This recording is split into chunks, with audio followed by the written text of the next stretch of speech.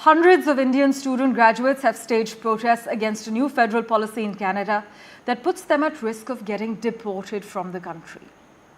Hundreds of Indian student graduates have staged protests against a new federal policy in Canada that puts them at risk of getting deported from the country.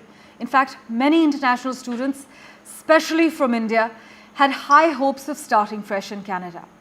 But new immigration changes have thrown a big curveball for over 70,000 graduates. Indian students have been camping out in front of the Legislative Assembly in Prince Edward Island for over 3 months, and protests are now also popping up in Manitoba and British Columbia. So what exactly is changing?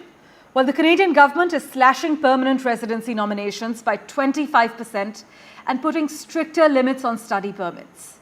This actually comes as Canada has been experiencing rapid population growth. In fact, 97% of last year's increase was due to immigration.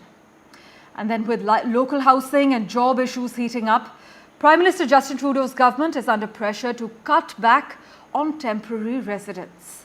Plus, they're rolling back their 2022 decision to expand temporary foreign worker permits, as we've extensively reported as well.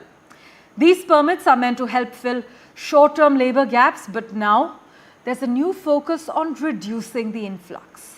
Canada is cutting back on temporary foreign workers, reversing a 2022 expansion, and this program, which actually helps fill short-term labor gaps, will see fewer permits issued now, because in 2023, Canada granted about 183,800 temporary foreign worker permits, which was an 88% jump from 2019.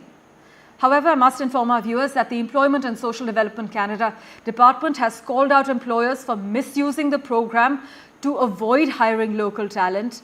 But these new rules will now deny work permits in these areas where unemployment is 6% or higher, though there are exemptions for key sectors like agriculture, food processing, construction and healthcare. Listen in to what Justin Trudeau had to say. This fall, we'll be presenting for the first time an immigration's levels plan that doesn't just talk about permanent residents, but also talks about temporary residents, whether it's foreign workers or others. And we're making sure that the entire package makes as much sense as possible for the needs of Canadians and for the needs of our economy. That's why the first steps we're taking today of reducing the number of low-paid temporary foreign workers that can come work in this country is part of the response.